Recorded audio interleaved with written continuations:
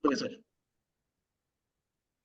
Bueno, muchas gracias, Rolando. La verdad es que en realidad el honor es para mí estar acá con todas y todos ustedes porque lo que hacemos finalmente, efectivamente, queda muchas veces en las aulas, en los proyectos de investigación, en los informes, pero otra cosa es poder compartir, ¿no? Estos conocimientos que nosotros hemos logrado a través de distintas investigaciones que desarrollamos en particular en esta ocasión. Lo que voy a presentar se refiere a los trabajos en la región de Arica-Parinacota, en particular en la zona precordillerana de Arica, una zona donde tuve, creo que, la suerte de poder trabajar entre los años 2006 y 2018, cuando efectivamente, como dice Rolando, yo residía en Arica. Por distintos motivos, digamos, dejé Arica, pero es una zona que extraño mucho. De hecho, además de saludar a todos los presentes, veía por ahí a Merita Huanca, con quien trabajé bastante de la comunidad Tignamal, y delante justamente le comentaba cuánto extrañaba, ¿no? No poder regresar a Arica, y espero que este 2024 realmente lo pueda hacer. Y esto porque, bueno, los caminos de la vida, digamos, las decisiones familiares, personales, a veces nos llevan por otros caminos, y hoy día estoy trabajando mayormente en la zona de Antofagasta, donde me vuelvo a reencontrar, ¿no? Con comunidades como Chiu Chiu, La Sana, en Calama también, donde hemos estado, digamos, trabajando ya en los últimos años. Así que eso, un privilegio realmente poder estar acá. Voy a compartir el PowerPoint, Sí, profe. ¿sí? Sí, se ve súper bien. Ya, perfecto. Entonces, lo que voy a presentar en realidad es como una gran síntesis, un resumen de muchos trabajos y líneas de trabajos que realizamos durante varios años en la precordillera y que básicamente partieron de este tipo de representaciones que podemos encontrar en diversos aleros, abrigos rocosos, en la precordillera, eh, y que habían sido trabajados, después les voy a mostrar algunos antecedentes, desde fines de los 60, básicamente por Hans Niemeyer, ¿no? Que en esa época fue como ingeniero, digamos, por otros proyectos a trabajar a esta zona, y conversando con las personas de distintas localidades, digamos, dio cuenta de estas pinturas, ¿no? Que se encontraban en diversas localidades, porque no es algo que caracteriza una de las localidades, sino que se encuentra básicamente desde las nacientes del Valle de Utah hasta las nacientes del río Tignamar, y más al sur aún, pero me voy a referir en particularmente a la región de Arica, Parinacota.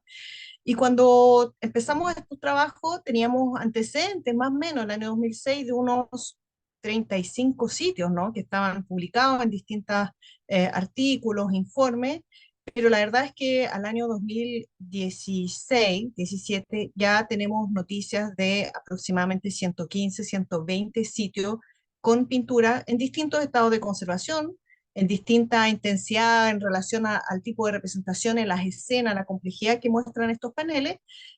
Y lo que quiero entonces hablar hoy día es un poco cómo nosotros abordamos este tipo de representaciones en arqueología, y un poco una síntesis, digamos, de los resultados a los que llegamos, enfatizando también en esta ocasión esta relación, ¿no? Y entender cómo el arte, y el arte rupestre en particular, nos puede permitir entender más de la relación que crearon, ¿no? Que sostuvieron a lo largo de varios milenios las comunidades altoandinas con distintas especies de camelio a través del tiempo, porque vamos a ver que finalmente esta relación es ancestral. Tenemos antecedentes ya de consumo, ¿no? De restos arqueológicos de camelio en sitios con más de 10.000 años antes del presente. Entonces, realmente es una relación que, como decía en el resumen, ¿no? De la presentación, lo que vemos hoy es algo que es realmente ancestral, ¿no? Y que se establece desde las primeras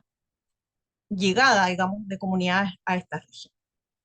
Entonces, ¿cómo podemos nosotros abordar, digamos, esta relación entre camello y seres humanos? Voy a hablar de seres humanos en términos genéricos porque no tenemos antecedentes de si son hombres, mujeres, niños, niñas, pero la verdad es que sí estamos convencidos de que es una relación que involucró a diversas personas, y de hecho, en general, vamos a ver a través de las escenas pintadas, entendemos que hay organizaciones colectivas, comunitarias, que finalmente son las que establecen esta relación. No son relaciones necesariamente uno a uno. Entonces, en arqueología, cuando abordamos en general los vestigios, digamos, los restos materiales que encontramos en los sitios arqueológicos en relación a estos animales, camello o animal en general, nosotros hablamos de la zooarqueología y lo que podemos hacer, digamos, las personas que se especializan en esta área es hacer una identificación de los restos animales, que como ven en esta imagen en general son muy fragmentarios, muy mal preservados, en mal estado. Esto varía evidentemente de sitio en sitio, de las condiciones de cómo, digamos, se formó el contexto arqueológico, si fue rápido, el tipo de suelo, si es que es más ácido, etcétera. Hay una serie de factores que determinan en el fondo la preservación, ¿no? Sabemos en la costa de Arica que se preserva bastante mejor, tenemos como las momias chinchorros que mencionaba al principio, que se han preservado, ¿no? Uno ve el resto de los cuerpos momificados que preservan todos los materiales que se insertan y participan, digamos, de estos procesos de momificación. En la precordillera Arica y en las tierras altas en general la preservación es bastante menor, dado las condiciones ambientales que ocurren también ahí. Entonces, en general lo que tratamos es poder hacer una identificación de estos restos materiales, ver si hay restos de huellas, ¿no? Que muestren que hayan corte o que hayan sido quemados o procesados o trabajados de alguna forma para mostrar que efectivamente estos restos de animales no son algo casual o fortuito, sino que realmente hay una relación, ¿no? Y que llegaron ahí porque un humano los trajo. Los podría haber traído un puma, algún otro tipo de depredador, y acá lo que nosotros buscamos es justamente entender cómo los seres humanos interactuaron con esto. Podemos ver también la tafonomía, que es un concepto que engloba finalmente estos procesos, ¿no? Que alteran y preservan o contribuyen a preservar o alterar, digamos, los huesos. Y también hoy día, con el avance de las tecnologías, podemos hacer análisis genético, isótopos, dataciones, etcétera, que permiten de alguna manera poder fechar, poder tener, precisar la antigüedad de estos contextos arqueológicos, ver cómo se movían estos camélidos a lo largo de la transecta altitudinal, pero también si es que, por ejemplo, bajaban estacionalmente hacia la costa. Hoy día hay muchos trabajos que permiten, digamos, precisar a esa escala la movilidad, incluso los ciclos de movimiento que tenían estos animales. Y por otro lado tenemos el arte rupestre, que la verdad presenta una particularidad casi única en estas regiones altoandinas, y es lo referente a las composiciones y escenas que les voy a mostrar, y que nos permiten de alguna manera también entender que hay representaciones de animales, pero también seres humanos, y precisar justamente las relaciones que tienen. Entonces, analizamos los motivos, analizamos la relación entre los motivos, las escenas, también hacemos análisis espaciales para saber dónde están estos sitios, por qué están ahí, ¿no? Porque a veces caminamos por la precordillera y vemos un montón de aleros, de cuevas, de paredes, pero no todos los lugares están pintados. Entonces, muchas veces nos preguntamos, ¿no? ¿Por qué ahí y no en otro lugar? ¿O por qué ahí se pintó tantas veces sucesivamente y en otros lugares nunca? Lo otro es entender cómo ejecutaron esto, qué materiales utilizaron, qué conocimientos, ¿no? De los animales se representan estas figuras. O sea, las patas, los rasgos dinámicos que tienen algunos en animales, mientras otros son más esquemáticos, los representan con simples trazos, a veces muy acentuada la curva del vientre, la cola, ¿no? Que también parada, acostada. Entonces hay una serie de cosas que uno trata de, también de ver y de analizar y que nos permite entender que finalmente las personas que realizaron estos motivos, estas escenas, es gente que tenía una estrecha relación con los animales, los observaban, los miraron, y así como los seres humanos sin duda modificaron a lo largo de varios milenios el comportamiento animal, incluso la genética, ¿no? Se fueron domesticando algunos de estos camelios.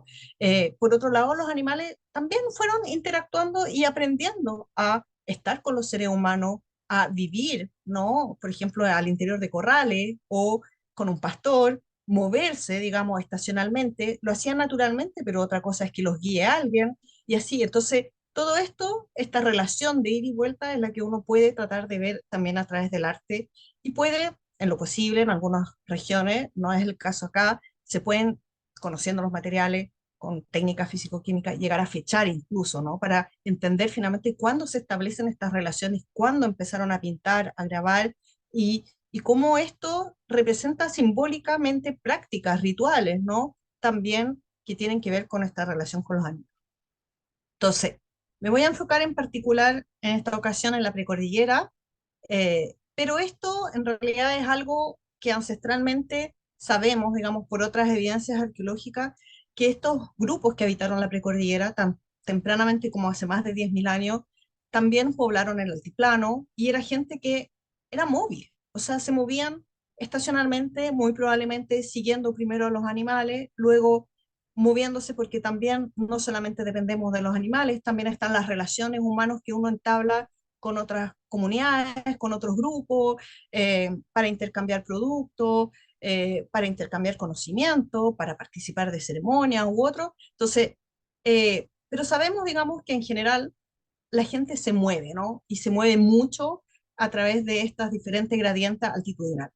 Y de hecho, veremos que en algunos casos también hay indicios, que no voy a presentar hoy día, de que estas comunidades altoandinas tempranamente establecieron contactos con la gente de la costa, con la gente incluso del otro lado del altiplano hacia la foresta amazónica. O sea, hoy día hay cada vez más estudios que demuestran que esto no es un estudio que puede verse también aislado. O sea, hay que entender lo que pasa hacia la costa, hacia arriba, pero también hacia el norte y hacia el sur, porque finalmente estas comunidades vamos a ver que a través del arte podemos ver elementos que nos permiten entender cómo se movían.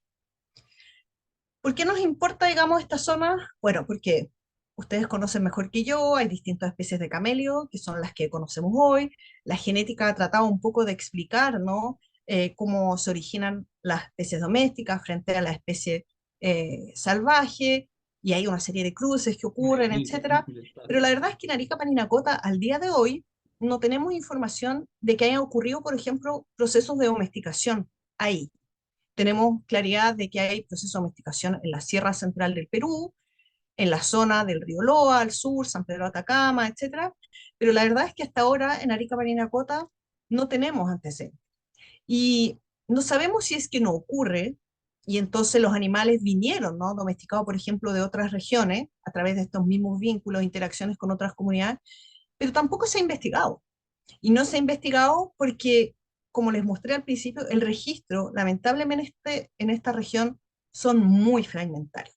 Entonces, con esto no quiero decir que haya, pero tampoco podemos decir que no hubo, ¿ya? Entonces, hay investigación todavía que por hacer y seguramente las técnicas y la mejora de las técnicas va a permitir quizás en algún momento empezar a explorar estos temas.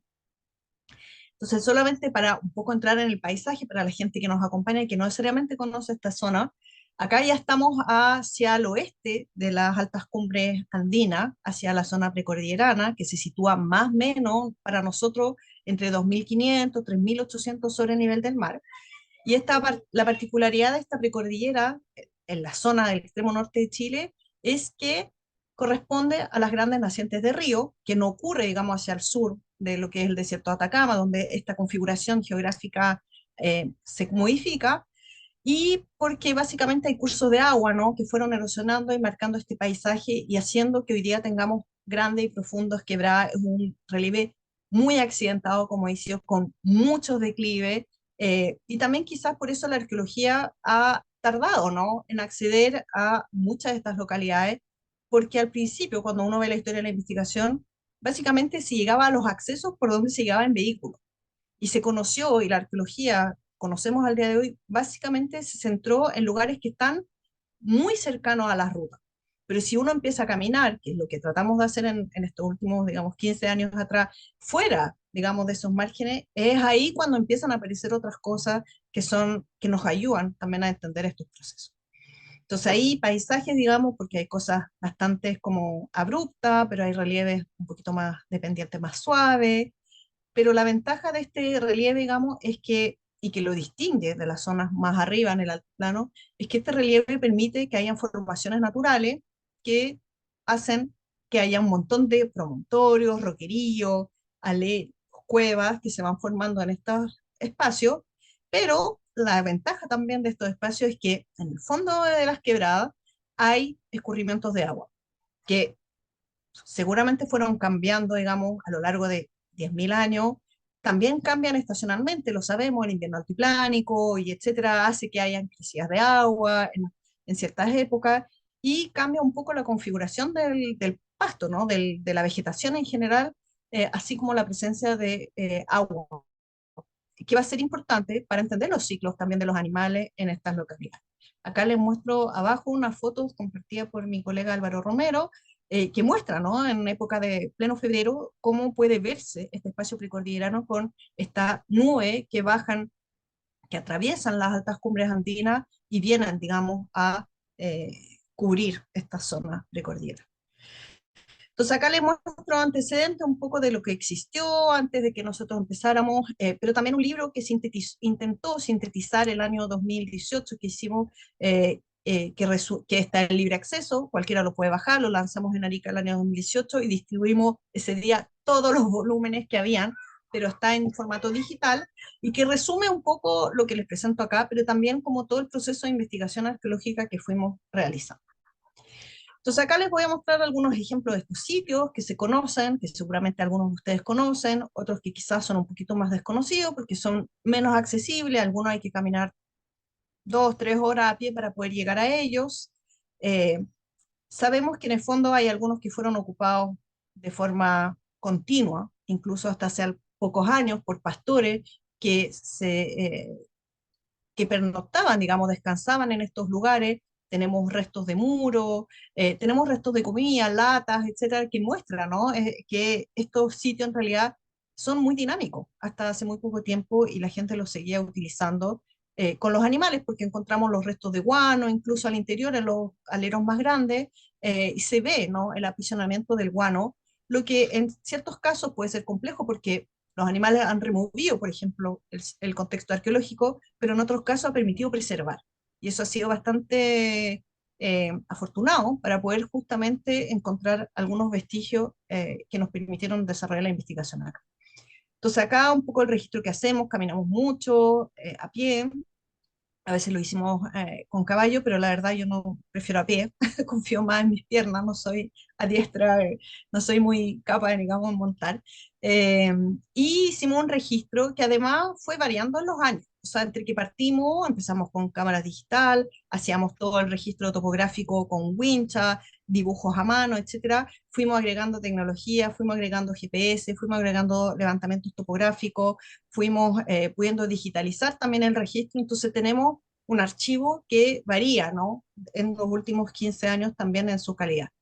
Y acá algunos ejemplos de estas pinturas. eh, Aquí muestro alguna, hice alguna selección, digamos, y solamente de las pinturas, porque básicamente esta es la historia que quiero un poco tratar de relatar y que tiene que ver con cómo a partir de estas escenas nosotros pudimos empezar a entender cómo cambiaban las relaciones entre seres humanos y animales a lo largo del tiempo. Entonces acá algunos ejemplos, también trabajamos con conservadores en su momento para ver un poco qué riesgo presentaban estos sitios en términos de que muchos, por simple erosión natural, digamos, están cayendo, muchos ya se ven cada vez menos, entonces entender un poco los procesos de escurrimientos de agua, de formación de pátina y otros que pueden, digamos, alterar las pinturas. Lo interesante es que la precordillera de Arica posee una paleta de colores que es sorprendente, sorprendentemente rica en relación a otras regiones donde he podido trabajar. Entonces tiene muchos tonos, colores, lo que habla también del manejo, ¿no? De los pigmentos, de dónde los obtenían, cómo los procesan, con qué los mezclan para poder hacer estas pinturas que finalmente han logrado preservarse en algunos casos por muchos milenios. Acá otros ejemplos de pinturas que, como ven, para mostrar también un poco la urgencia que hay de trabajar estos sitios, de registrarlo, porque es información que se puede perder. Entonces también es importante, digamos, rescatar todo eso. Hicimos registros 3D también en algunos casos, al final ya de los proyectos, porque básicamente la tecnología hoy día permite hacer este tipo de cosas que no podíamos lograr al inicio. Y lo otro fue empezar a contrastar y procesar algunos de estos paneles con nuevas tecnologías de tratamiento de imágenes para poder justamente rescatar cosas que a simple vista ya no somos capaces de ver. Y eso fue bastante significativo para ciertas localidades para mejorar, por ejemplo, en algunos casos los dibujos o registros que existían desde el año 70, 80, pero también para entender mejor la secuencia de pintado en distintos paneles. Y eso es importante porque finalmente entender la secuencia, si nosotros podemos, digamos, entender qué imágenes se fueron haciendo primero, cuáles después, pero también viendo si cambia el tipo de representaciones, ¿no? La forma de los camélidos, si hay personas humanas, seres humanos que aparecen representados. Entender esa como sucesión de representaciones también nos permite como establecer una cronología relativa. No es absoluta, pero sabemos lo que fue antes y lo que vino después. Entonces, hay paneles y voy a mostrar Vilacaurani en particular porque es súper emblemático. Yo creo que es el sitio de mayor tamaño y mayor relevancia para todo el norte de Chile. Con esto no quiero decir que los otros sitios no lo sean, sino que es de una complejidad que en realidad lo hace único. No hay otro sitio de tal magnitud en las tierras altas del norte de Chile, ¿ya? Entonces, este sitio es muy importante para entender, ¿no? Por qué fueron acá tantas veces, por qué se pintaron tantas escenas, cómo se fue escribiendo la historia, finalmente el relato que está aquí representado y que, como ven, lamentablemente el sitio está a muy mal traer porque tiene una historia, ¿no? Ese sitio, y lo que tratamos entonces fue de pasar muchas semanas, tiempo, en base a fotografía para poder establecer estos calcos que realizó una estudiante, hoy día arqueóloga, Carol Ludoñón, eh, que fue en el fondo hizo un trabajo muy meticuloso. Y la idea fue justamente lo que les explicaba, armar esta secuencia cronológica, ¿no? Entender qué colores se utilizaban, qué tipo de figuras habían antes, qué habían después. Lo hicimos como un proyecto piloto en algunos sitios de las nacientes de Utah, y después replicamos lo mismo con Sara Guerrero, otra estudiante de arqueología, hoy día también profesional, en la zona de Altos de Azán. Y así es como fuimos pudiendo como hacer un relato de, primero tenemos, por ejemplo, camélidos con rasgos naturalistas, llamamos, es decir, que los podemos identificar. Sabemos que son camélidos porque vemos un cuerpo, un cuello largo, una cabeza, cuatro patas, en general, al principio representado con la curva del vientre, las curvas de las patas, las colas, las orejas, y en general la actitud dinámico, saltando, corriendo, o sea, y no solamente uno, sino muchos. En general, escenas donde intervienen muchos animales salvajes, ¿no? Como da esa sensación un poco de correr, de saltar, de mucha dinámica. Progresivamente aparecen los seres humanos, progresivamente muy chiquititos, que no tiene además una contraste con la realidad. No es que los seres humanos seamos mucho más chicos que los animales, o sea, acá hay una voluntad y una intencionalidad de representar esa relación de esta manera. Y progresivamente vemos aparecer otra relación, ¿no? Que ya no los animales tan chiquititos, sino, a ver, voy a ver si puedo hacer un puntero. Sí.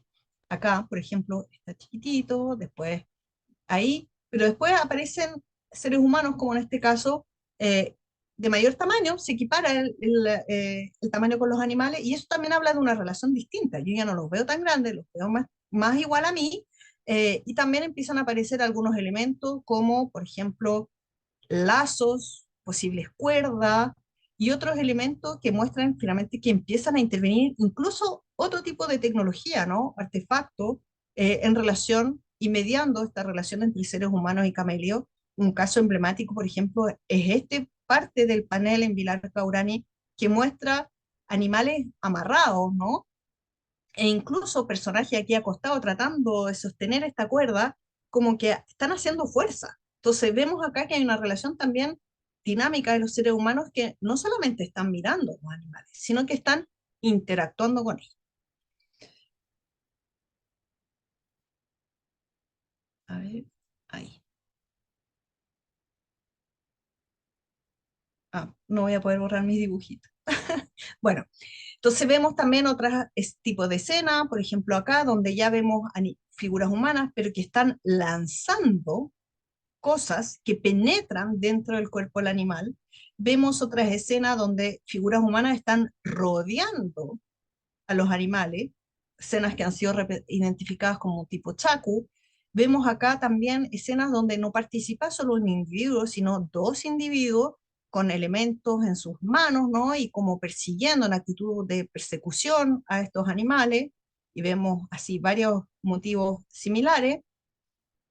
Después empiezan a aparecer estas otras cosas con animales que ya aparecen rodeados, ¿no? Pero no solamente amarrados por lazos, sino como La que, ruta que estaba hablando, que la como posibles, no sé, montones de piedra, algo que fue construido intencionalmente para poder como encerrar a estos animales, y vemos que hay una mayor cantidad de personas, por ejemplo, interactuando o participando de esta relación, ¿no? Con los animales. Y así lo que fuimos haciendo fue tratar un poco de establecer y identificar estos diferentes tipos de escenas y entender cómo se iban sucediendo en el tiempo. Y finalmente aparecen estas otras escenas donde ya definitivamente los seres humanos aparecen casi de igual a igual con los animales, ya no tienen este tamaño como tan gigante, aparecen figuras humanas que portan elementos humanos, pero parece ser que también, por ejemplo, tienen tocado, tienen algo en la cabeza. Entonces, no están vestidos, o puede que estar, pero no se representó, pero el elemento, por ejemplo, sobre la cabeza aparece como un elemento necesario de ser representado y no ya la figura humana por simples trazos, porque hay muchos sitios donde vemos una simple raya, y acá vemos un mayor nivel de elaboración en los seres humanos donde aparecen incluso ellos mismos en actitudes dinámicas, guiando a ciertos animales, etc. Entonces, lo interesante es que vemos a través de esta escena que hace miles de años quienes interactuaron con los camelios sintieron la necesidad de representar estas diferentes formas y que estas diferentes formas de representación evidentemente tienen que ver con relaciones diferentes que se fueron construyendo a través del tiempo. Y muestro estos casos que son bien emblemáticos porque vemos, por ejemplo, en la escena de arriba, vemos que hay esta línea, ¿no? Que está en la parte central, aquí, vemos camelios que están a un lado de la línea, aquí con una línea ondulante que podría ser un curso de agua, etcétera, pero en la parte fuera de esta línea, ¿no? O al otro lado, vemos representaciones animales, pero que en este caso corresponden a tipo felino, depredadores. Entonces, es interesante porque en estas escenas lo que estamos viendo es que ya no es solamente una interacción humano-animal, sino una relación donde el cuidado del animal cambia, porque hay depredadores, porque necesito poder proteger a mis animales, porque vemos acá, por ejemplo, en la escena de abajo, vemos un felino que está representado un tamaño gigante, como abalanzándose sobre un animal, y vemos esta figura humana que como reacciona, ¿no? Que no puede hacer mucho, pero es el sentir de las personas y el vivir de las personas, la experiencia de estas personas, lo que está representado acá.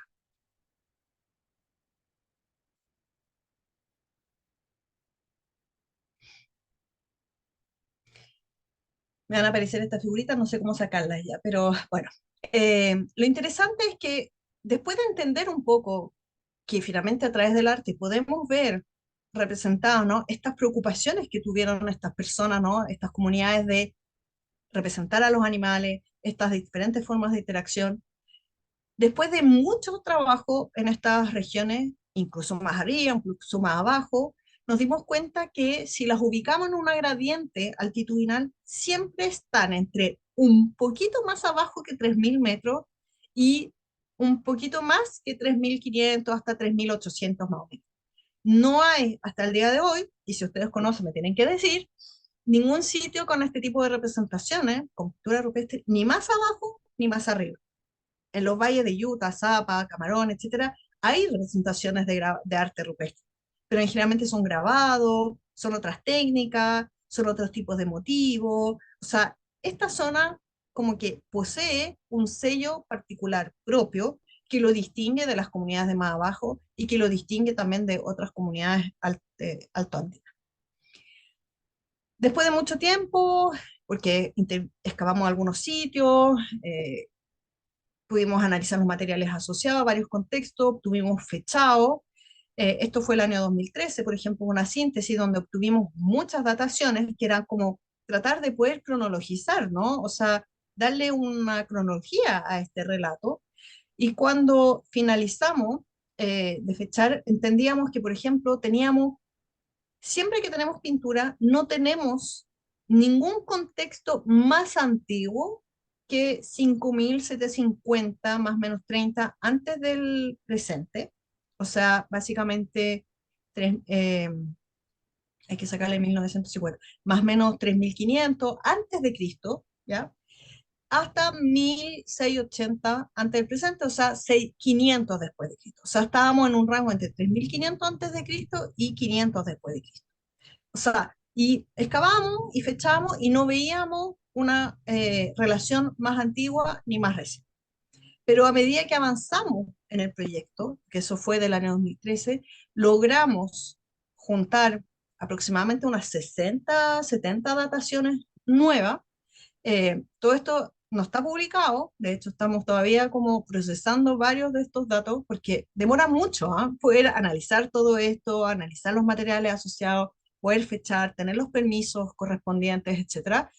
Trabajamos, además en el último tiempo trabajamos mucho más en la comunidad cercana a Tignamar, porque había un interés, digamos, de acompañarnos, pero también de conocer más de estos eh, eh, sitios arqueológicos, y pudimos obtener mayor cantidad de dataciones que, como ven, se distribuyen, pero siempre entre 6.000 antes de Cristo, 650 después de Cristo. O sea, podríamos seguir investigando y quizás algún día aparezcan ocupaciones más antiguas. Esta no es la fecha de las pinturas, son los contextos arqueológicos asociados.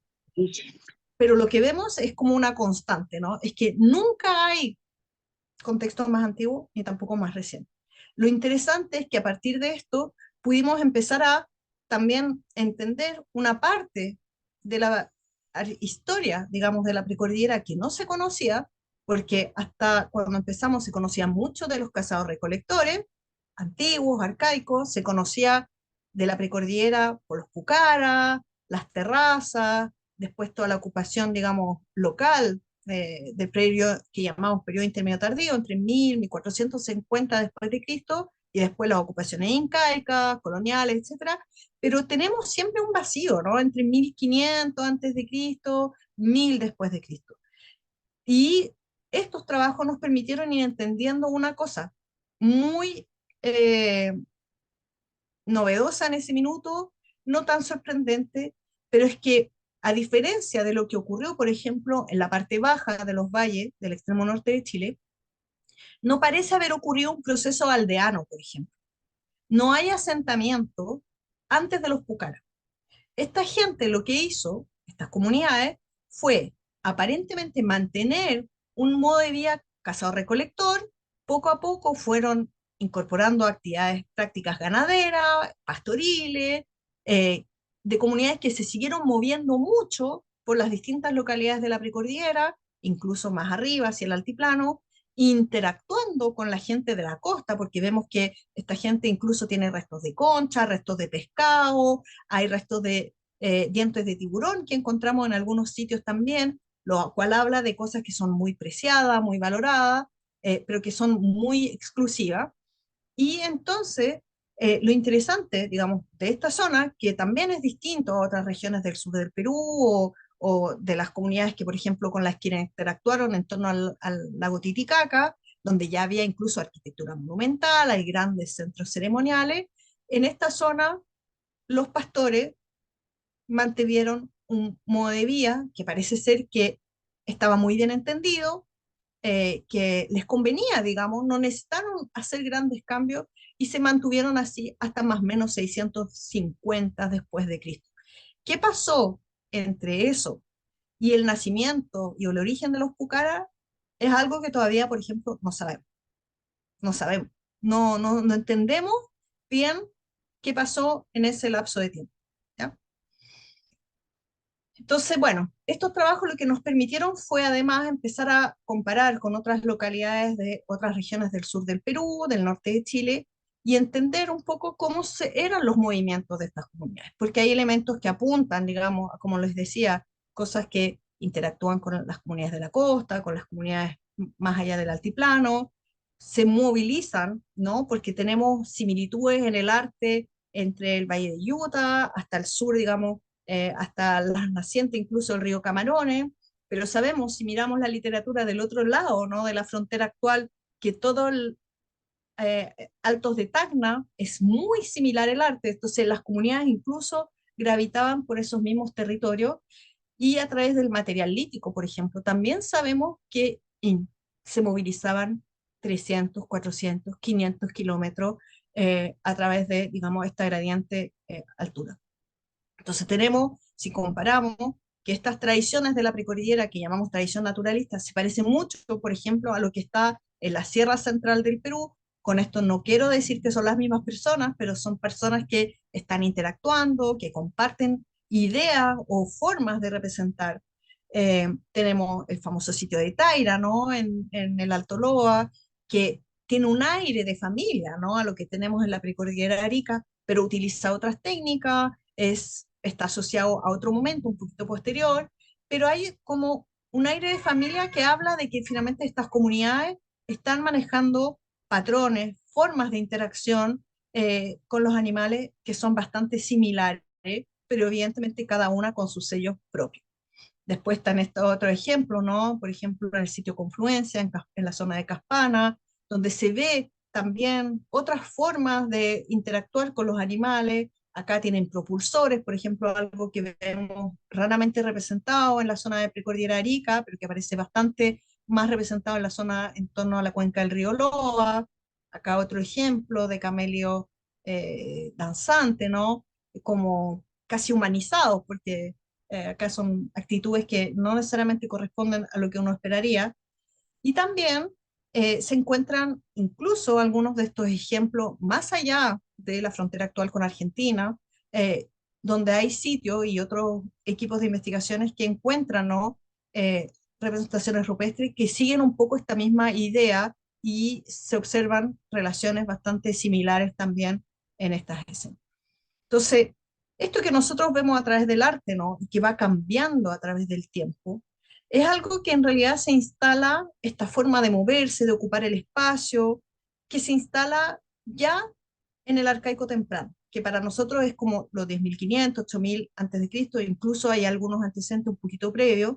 Entonces, estas son comunidades acá milenarias, que llegaron a este territorio, conocieron este territorio, se movieron por este territorio y empezaron a entablar relaciones con el territorio. Y eso significó, evidentemente, establecer relaciones con las distintas especies animales en general, vegetales, pero sobre todo camelios que habían en esta zona. Y esta interacción seguramente fue desembocando en procesos donde las especies domésticas fueron empezando a ocupar otro protagonismo y las relaciones entonces humanas también cambiaron. No dejaron de cazar, no dejaron de comer, pero también tenían especies domésticas y eso significa acceso a otros recursos, las pieles, la lana, la grasa, etcétera. Lo que pasa es que estos registros en estos territorios no los tenemos porque no se conservan, pero tenemos herramientas líticas u otras que nos permiten entender que se procesaban los animales para también utilizar esos otros tipos de recursos, porque eran importantes para la vida cotidiana finalmente de las comunidades. Entonces, algo que se instala temprano, luego se va a mantener, va a cambiar en el tiempo y no sabemos por qué, pero en algún momento estas comunidades sintieron que era importante empezar a pintar, a representar estas escenas que para nosotros son una tremenda oportunidad para poder justamente entender estas relaciones, ¿no? Y cómo fueron manteniéndose o cambiando en el tiempo y también cambiando entre las distintas localidades, ¿eh? Porque lo que vemos, por ejemplo, en Tignamar no es exactamente lo mismo que vemos en Putre, no es exactamente lo que vimos en Belén. O sea, cada comunidad, más allá de compartir, ¿no? Y de compartir experiencias, también saberes y otros, también tiene sus particularidades. Entonces, eso es una cosa como una visión macro versus una visión micro que también tratamos en algún momento de hacer. Y una cosa que hemos tratado de hacer en los últimos años con otros colegas, Hugo Jacobache, Francisco Gallardo, es compararnos justamente estas escenas que vemos entre lo de la precordillera Arica, lo que vemos en la cuenca del río Loa, lo que vemos en la Puna Argentina, para entender incluso un poquito más allá, mucha estadística, muchos modelos, etcétera, pero entender cómo el arte también nos puede permitir aproximarnos a entender cuál era la organización social de estos grupos, porque finalmente yo hablo de comunidades, hablo de colectivos, hablo de cazadores recolectores, hablo en comunidad, en plural, ¿no? Pero ¿cómo se organizaba esta gente? ¿Cómo funcionaba esta gente, por ejemplo, para ir a cazar? ¿Cuántas personas participan? ¿Cuáles son las diferentes estrategias de caza? Vemos que utilizan herramientas diferentes. En algún momento vemos un individuo, después vemos 20, 40, 60 individuos. Entonces, ¿cómo eso también nos puede hablar de la demografía, ¿no? De cuántas personas vivían en estos diferentes territorios, que es una cosa que no sabemos. No sabemos exactamente cuántos eran, cómo se movían, dónde se movían, cuánto tiempo permanecían, etc. Entonces, eso ha sido interesante porque es una mirada comparativa que nos permite también entender las relaciones humanas en la precordillera, pero también más allá, ¿no? Porque sabemos que esta gente se mueve. Entonces, esta es una síntesis, ¿no? De que esta no es una historia que terminó con los cazadores-recolectores, con estos grupos, digamos, que hicieron estas pinturas. La precordillera Arica tiene una larga historia que continuó, digamos, en época prehispánica hasta esta formación de los pucara, estas formaciones aldeanas, la incorporación de la agricultura, que fue también, digamos, cambiando las relaciones de estas comunidades con el territorio, donde los animales siguieron teniendo una importancia muy relevante para la vida cotidiana de estas comunidades, pero donde otras actividades económicas fueron también siendo significativas y de alguna manera se fueron estructurando las cosas para que también la vida cotidiana finalmente de estas comunidades cambió, entendiendo que también la interacción, ¿no?, entre las comunidades era importante. Así que eso un poco creo lo que quería relatar, ¿sí? Espero que haya sido como, traté de sintetizar muchas cosas, muchas ideas acá, eso, y decir que fuimos muchas personas las que colaboramos acá, estudiantes, colegas nacionales, extranjeros también, de distintas universidades en su momento. Muchos estudiantes de Arica se formaron con nosotros, así, y hoy día me los encuentro ya grandes profesionales, algunos con estudios de posgrado. Ha sido muy bonito, digamos, esa experiencia y nada, decir que extraño estas localidades, así que espero poder volver en algún momento. Eso, gracias. Bueno, gracias a usted, profesora. Creo que muy significativo todo lo que nos muestra, y imágenes a mí que me quedaron marcando ocupado, el, el conflicto con o cómo protegían el ganado de los carnívoros silvestres. Qué increíble, son temas que hoy día también todavía conversamos. Lo importante de Vilacobrán, y yo lo conozco, estoy acá en Putre justamente ahora, y Vilacobrán queda cerca de acá, y la importancia que tiene, ¿cierto? Es distinto ir a verlo y a escucharlo a usted y que nos diga, ahora uno lo puede observar de una manera distinta. Así que muy agradecido, profesora. Hay mucho interés por este tema, hay muchas personas conectadas, así que yo prefiero darle la palabra a Aníbaldo, que hizo una pregunta en el chat, y también a Jimena Anzo, que también nos hizo un comentario. ¿Aníbaldo o Jimena? Muchas gracias. Primero que todo, agradecer por este espacio, por esta oportunidad siempre de estar valorizando y revitalizando la cultura, ¿no?, ancestral de nuestros antepasados. Bueno, ¿qué podría decirle? Que efectivamente nosotros hemos estado visualizando cómo se podría mejorar o proteger a aquellos sectores que hoy en día existen y están desconocidos y generalmente se están afectando, dañando, a veces por el crecimiento y el desarrollo de los territorios, especialmente acá en la región de Tarapacá, que no solamente cuidarlo, protegerlo y resguardarlo, sino que valorizarlo y que tengan algún registro. Lamentablemente tampoco hay muchos recursos para fomentar este tipo de protección. O a veces cuando se observan se terminan desconociendo y a veces alterando, afectando irreparablemente. Entonces nuestra pregunta es cómo ustedes, su experiencia, podríamos seguir cuidando y resguardando el patrimonio material e inmaterial, que hoy en día no existe una ley como tal, recién se está evaluando. Y lo segundo, ¿se han encontrado siempre en estos lugares conchas de locos? Esa es una pregunta porque generalmente la concha es un propulsor con la huilca para hacer una sustancia tipo alucinógena.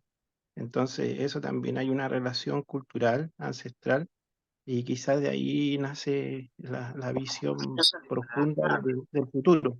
¿Mm? Eso sería.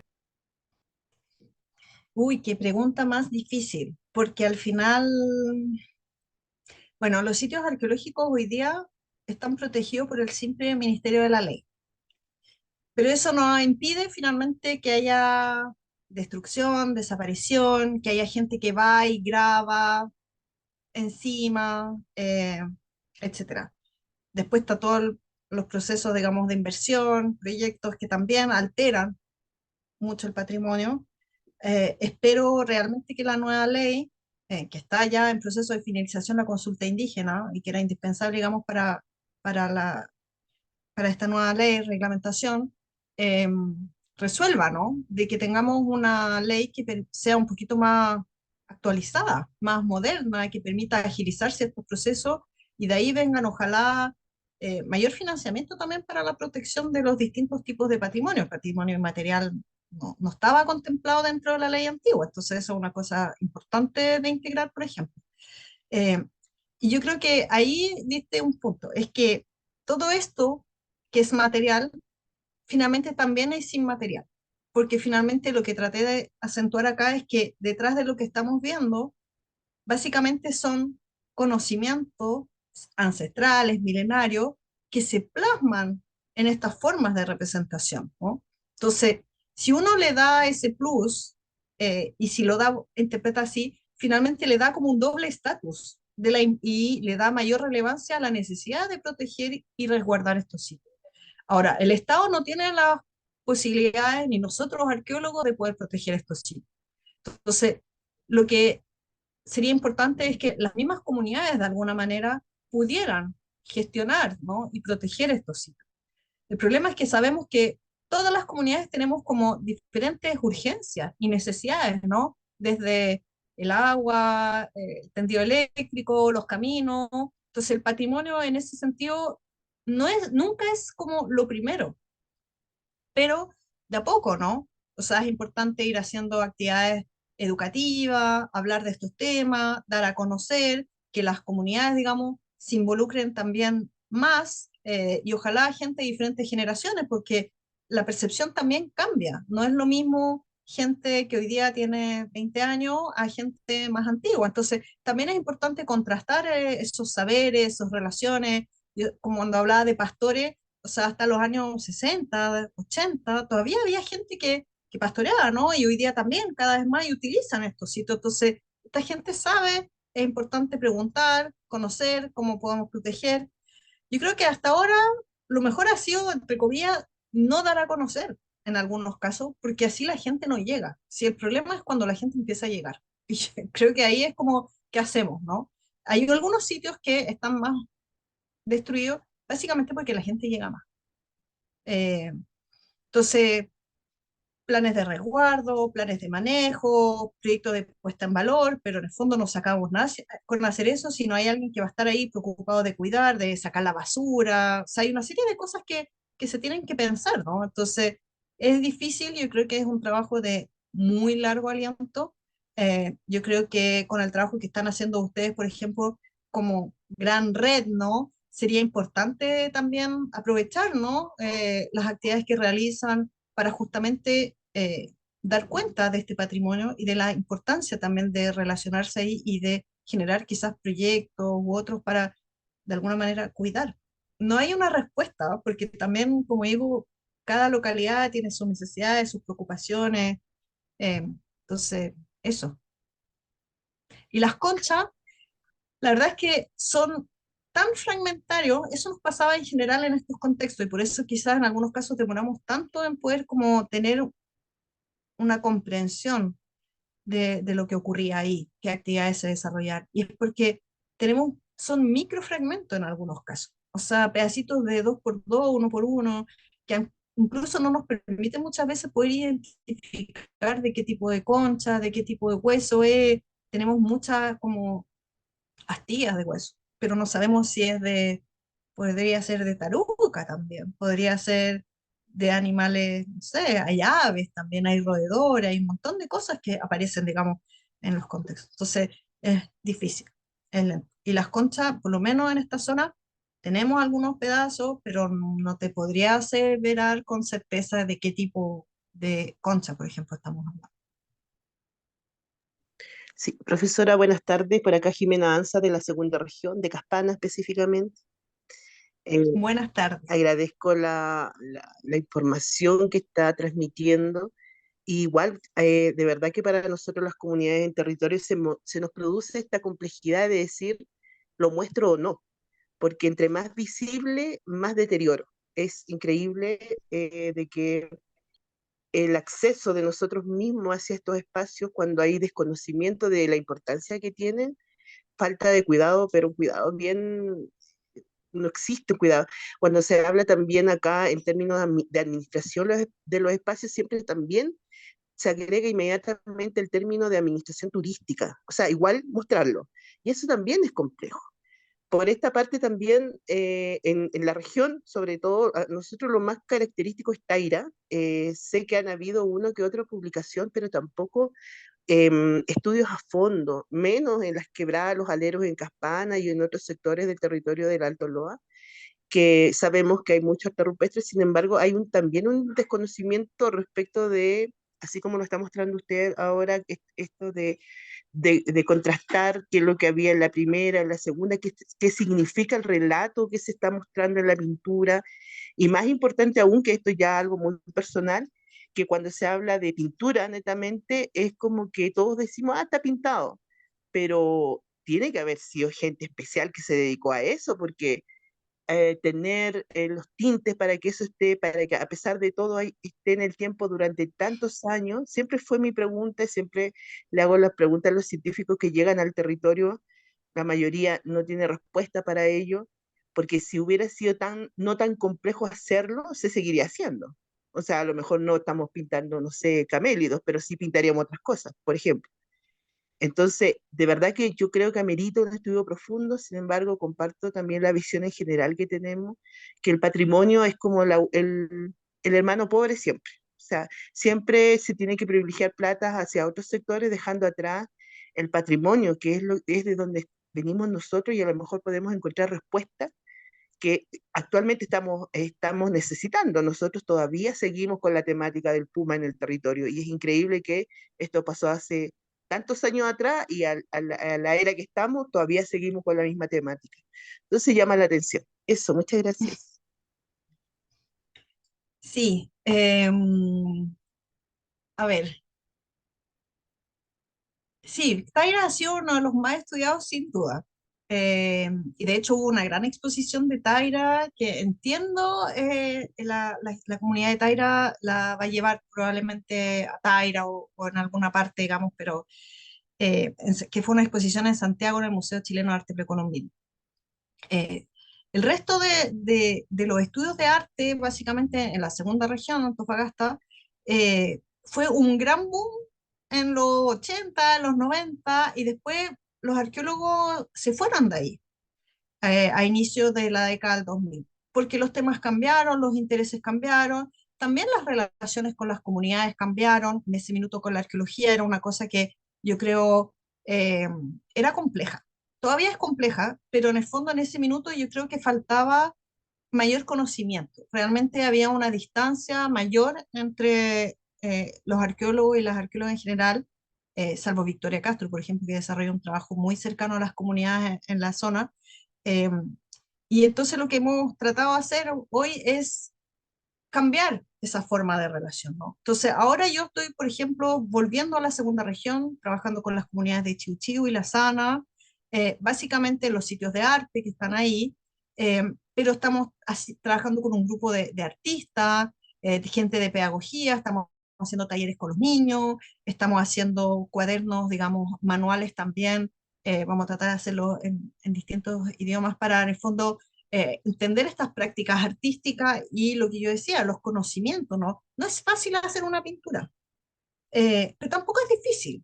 O sea, yo creo que una vez que sabemos dónde ir a buscar los materiales, con agua se podría lograr una pintura muy buena. Por ahí, si uno le quiere poner otras cosas, porque hay otros aspectos simbólicos, rituales, otros pueden haber, ¿sí? Eh, pero lo bueno de acá es que supieron entender que si yo pinto una roca, digamos, y hago de un espesor suficiente, hay una interacción con la roca. La roca también no es algo inerte, es algo que tiene dinamismo, ¿no? La roca exuda, la roca se degrada, la roca hay escurrimiento y todo eso también va generando una interacción de la pintura con la roca que ha permitido en muchos casos preservar la pintura. A veces me dicen no vemos nada, pero no es que no veamos nada, sino que por encima de la pintura hay tanto escurrimiento de agua o sales que se depositaron que finalmente no logramos ver a través de ella. Pero si uno pudiera sacar eso, lo vería. Lo que pasa es que no conviene sacarlo, porque hoy día si saco eso, saco todo. Entonces, yo no sé si las personas que hicieron estos artes antes lo hicieron con la intencionalidad de preservarse durante milenios, pero sin embargo lo lograron. Y lo lograron y eso fue importante para todas las personas que después pasaron por esos lugares, porque fueron viendo que ahí algo pasó, ¿no? Algo se quiso expresar y es parte también del conocimiento de cómo me muevo por el territorio, las rutas, ¿no? Las rutas que a veces están demarcadas, pero a veces no necesariamente están en rutas fijas, ¿sí? No hay un camino, no hay un sendero, pero estos sitios, digamos, hablan de que alguien caminó, alguien pasó por ahí. Entonces también es interesante entender esas relaciones.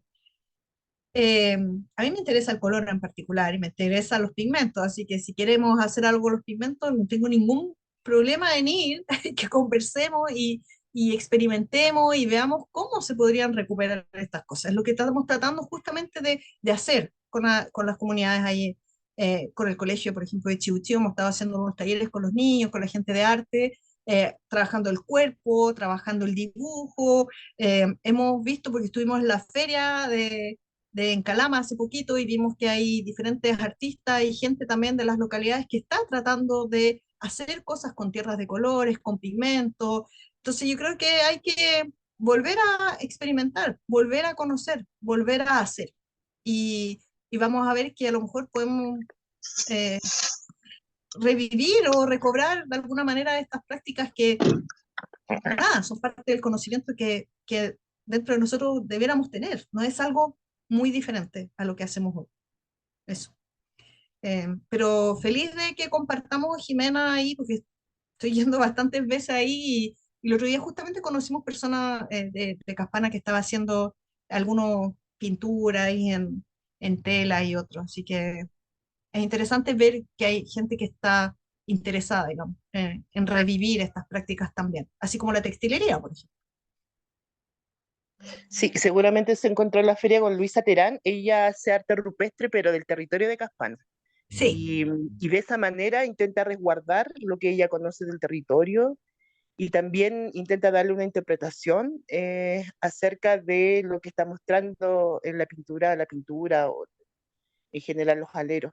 Entonces, igual sí. su trabajo, igual la ha incentivado a que pueda no sé, sacar un documento más acabado de eso, porque en realidad son pocos los que se dedican a ese tipo de trabajo y lo más importante, que esto pueda transmitirse más allá, que no seamos pocos los que tuvimos el privilegio de conocer esos espacios, sino que nuestras futuras generaciones, aunque se vaya borrando, también tengan el acceso a ellos. Acá en Calama hay una pintura preciosa que está muy cerca, bueno, está inserto casi dentro de la ciudad, que tiene un deterioro en todo sentido, un deterioro de basura, van a quemar allá, o sea, cero capacidad de entender lo valioso que es para nosotros, o sea, entiendo yo, para nosotros los indígenas, este tipo de expresiones que dejaron nuestros antepasados. Muchas gracias, profesora, y espero que podamos trabajar en algo. Gracias. Yo feliz. Jimena son las de Yalquincha, ¿o no? Justamente, las de Sí, Yarquilla. sí, sí, ya me han contado, he sabido y sí. Es que el crecimiento urbano ahí es desmedido. O sea, todos los sitios arqueológicos, sean de pintura, grabado, cementerio u otro, están, o sea, es que el crecimiento ahí de la ciudad, como en Arica también, por ejemplo, en la misma ciudad, ¿no? Que los sitios chinchorros, por suerte hoy día son patrimonio de la humanidad, ¿no? Y lograron de alguna manera generar estas áreas de protección, pero es un tema, es un gran tema. Gracias, profesora. Creo que José Barraza tenía abierto el micrófono.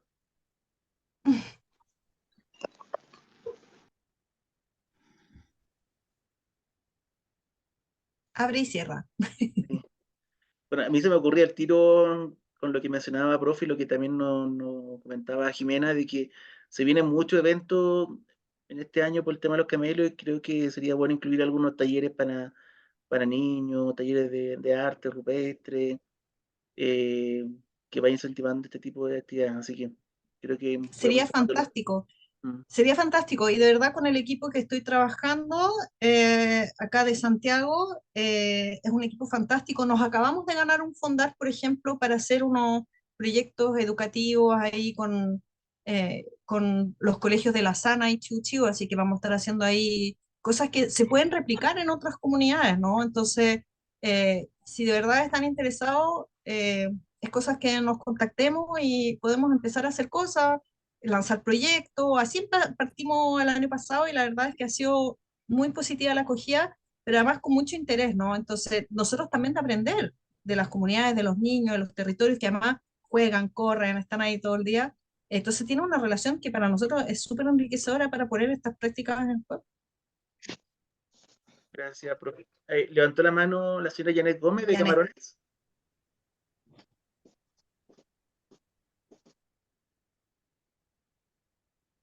Está silenciada, señora Janet.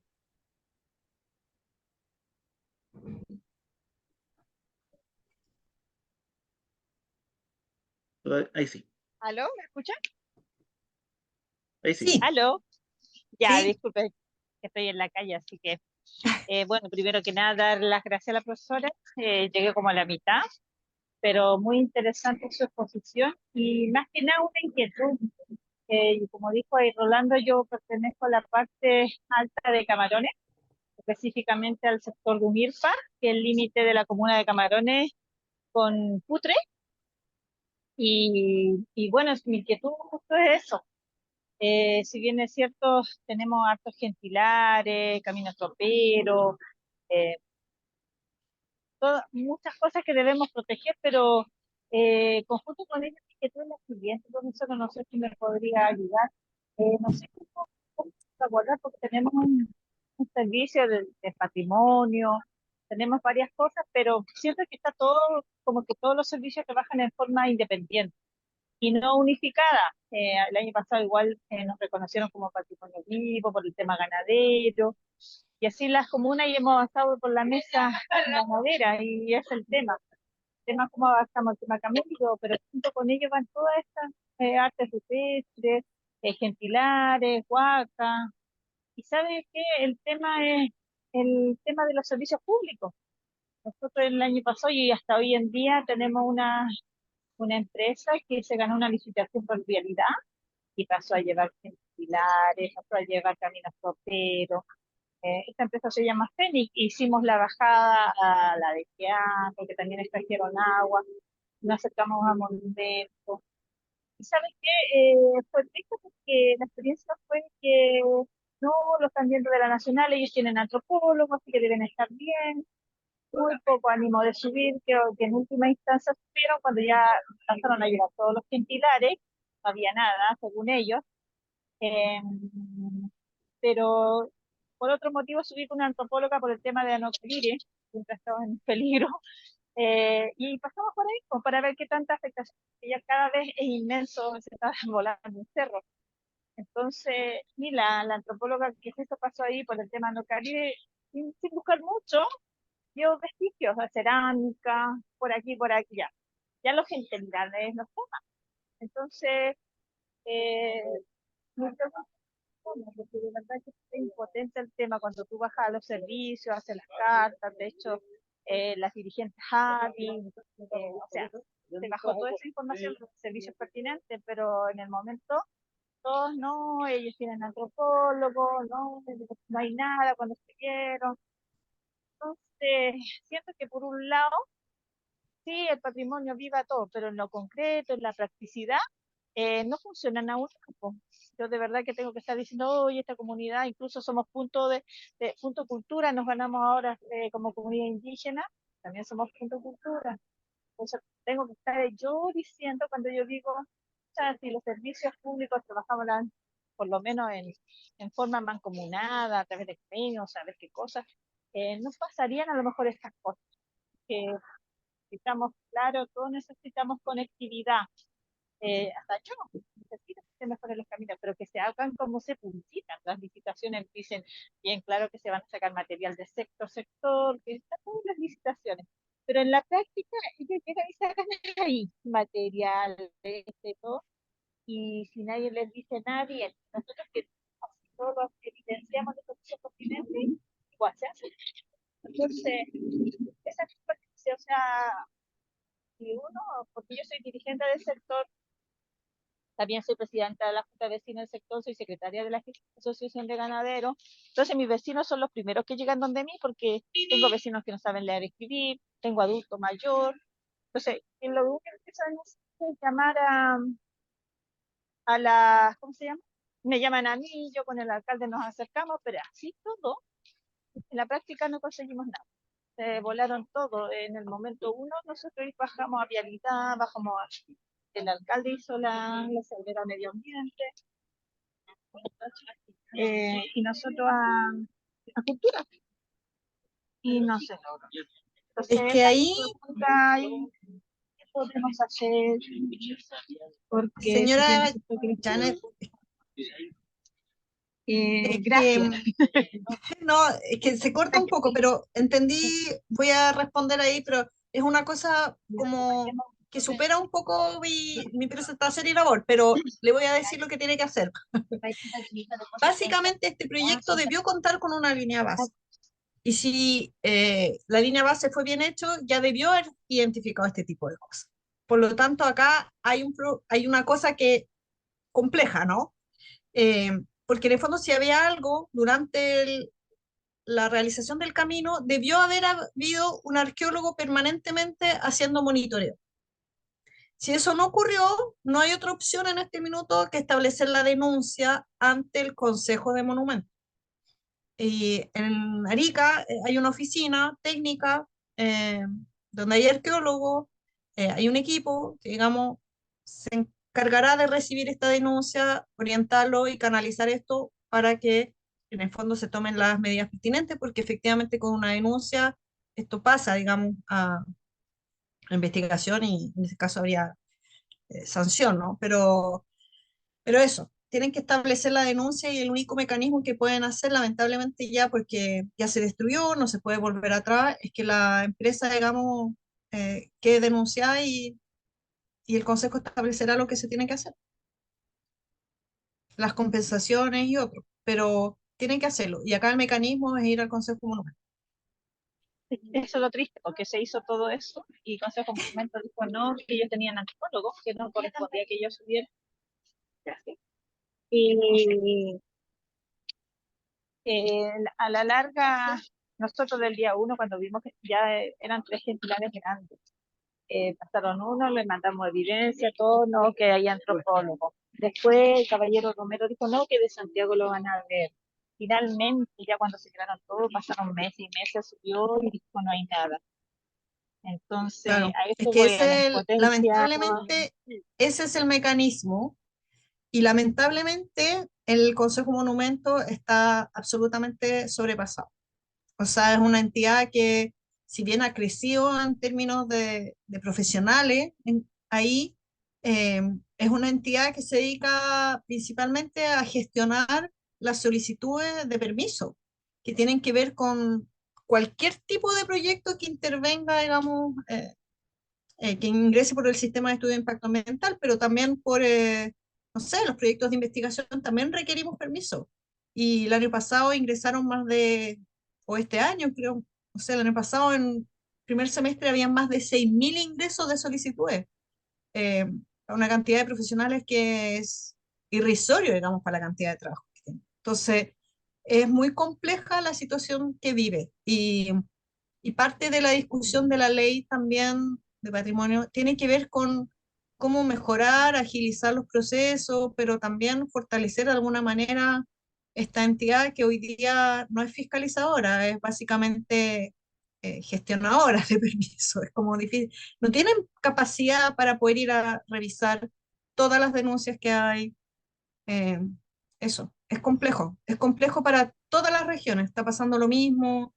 Es por eso que yo consultaba, en vez de estar fiscalizando en contra de una, imagínense si nadie denuncia. En cambio, si se bajara la información, esto de monumentos, de respetar y todo eso, a los servicios ya no sería tanto de la demanda. Si la misma, a lo mejor en las mismas bases, si el Ministerio de Cultura y Patrimonio, o si bajaran las bases a la misma otra servicio de licitaciones, a lo mejor ellos tendrían cuidado con el monumento. Entonces no habría tanta demanda. Porque yo abogo a la inocencia. A lo mejor, llega aquí, pasan esto, para mí no significa nada. Pero a lo mejor si en las licitaciones hay un instructivo de respetar los patrimonios, a lo mejor no estaríamos hablando de esto. Esa era como mi sugerencia y a lo Sí, mejor trabajar no, los yo la servicios. entiendo. La Creo entiendo que y para nosotros que hemos participado, digamos, de la discusión también, ha sido bien complejo, porque Arica tiene 2 arqueólogos, Iquique tiene una, el Consejo Monumento. Eh, Antofagasta no tiene. No sé si ahora tiene, pero por meses y años no tuvo arqueólogo en el Consejo o arqueóloga en el Consejo Monumento. Para toda la región. En Copiapó hay uno para toda la región. O sea, es dramático y esa es la realidad. Eh, y profe, créame que pero estamos a José Barraza, ¿no? Rolando, o sí, sea, no, es no, un era tema muy decirle complejo que nos supera.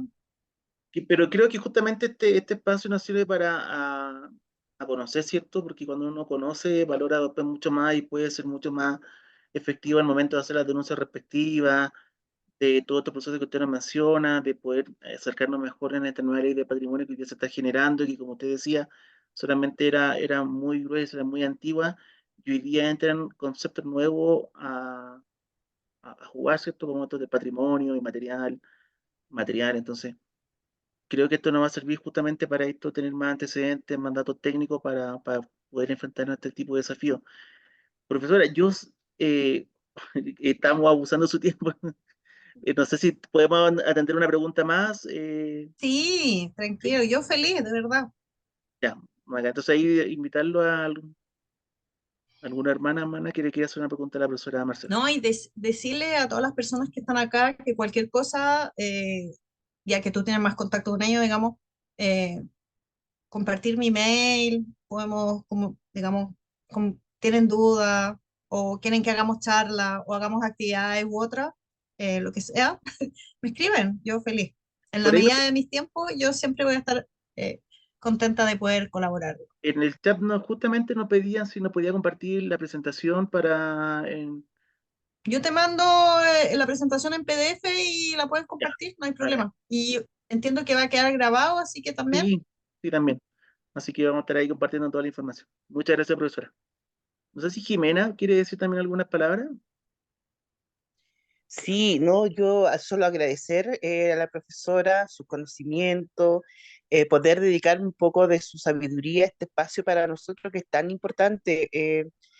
Estamos en una red, estamos consolidando en esta red no solamente eh, las formas ganaderas, pero queremos también ponerle este tinte, digamos, de cultura, de realmente revalorar lo que nos dejaron nuestros antepasados, que particularmente en el tema del contacto con el ganado camélido fue desde hace muchos años y que para nuestras culturas ha sido importante y creo que bajo estas visiones, estos nuevos conocimientos para algunos, podemos también plantar ahí em, unas pequeñas gotitas, ¿no? de sabiduría y a lo mejor con esto ir creando más conciencia. Nos encontramos en un mundo realmente que solo piensa en la persona como en forma particular y creo que esta tarea debe ser compartida para poder protegerla, porque si no, solo unos pocos no lo vamos a poder hacer. Así que agradezco esta posibilidad y bueno, y dejarla invitada, por cierto, a poder seguir con otro tipo de estas conversaciones, más conocimiento, siempre es importante. Muchas gracias.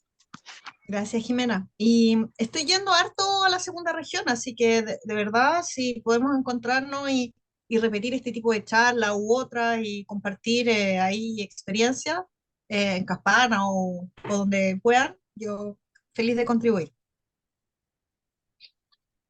Sí, sería súper bueno, se están formando las asociaciones ganaderas acá, y sería bueno que pudiéramos, sobre todo este año, que es el año internacional de la ganadería camelida, pudiéramos hacer algún tipo de charlas por las asociaciones también, que es otra parte de la que tenemos que fortalecer, así que ahí vamos a ver qué se nos ocurre. Sí, Muchas gracias.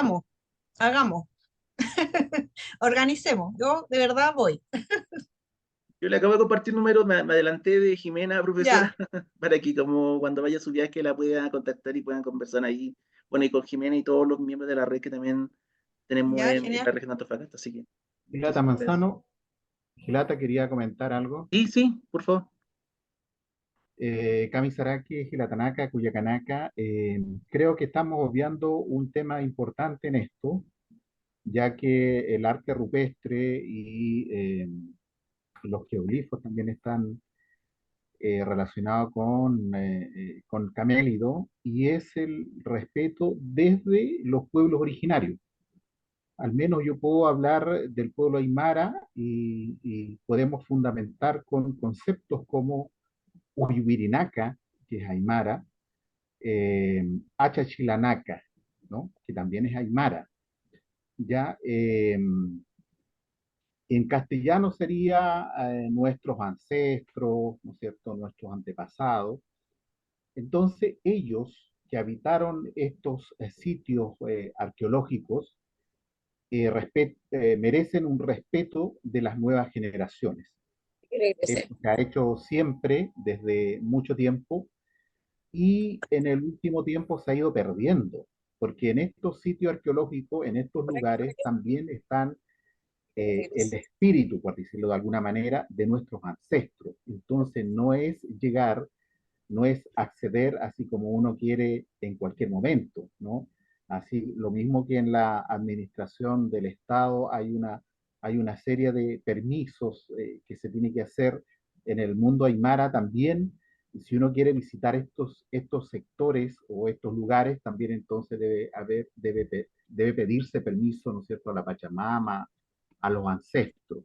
Entonces, eso yo creo, Gilata Manzano, debiéramos reforzar, no sé si con algún amauta, con algún yatiri, ¿no es cierto? Porque en último tiempo se ha ido un poco olvidando aquello, ¿no? Entonces también es importante, podría ser una contribución. Eso, Gilata, gracias. Y agradecer a la profesora, por supuesto. Lo anoté Gilata Feli, así que lo vamos a conversar. También ahí le vamos a pedir apoyo para que hagamos también un conversatorio sobre eso y un encuentro. Sería súper, súper importante porque yo creo que eso también va a ayudar a revalorar, sobre todo, como dice, en nuevas generaciones. Y que también nosotros, que no somos de ahí, entendamos estos saberes y estas relaciones también, yo creo que es muy importante. Ir con las Sí. comunidades, hacer los pagos, ¿Ella es? pedir los permisos correspondientes. ¿Quién es ella? Es una profe. ¿Aló? Ahí el micrófono abierto. No sé si la señora Mérida Huanca quiere hacer una Merita.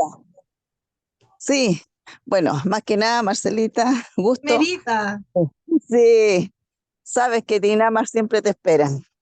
Y bueno, muchas gracias en todo caso por juntarnos. Y qué bueno que ustedes detrás están apoyando nuestras costumbres, nuestras cosas ancestrales y ponerle en valor, porque en esa posición estoy en ese momento porque yo te lo he aprendido a ti. Entonces, qué bueno las opiniones de las personas que han dicho, del Gilata que recién acaba de hablar, es muy importante porque eso también le pone en valor a nuestro sentido, a nuestras comunidades. Y a lo que queremos es, en este rato, que están ustedes con los camélidos. ¿Ya?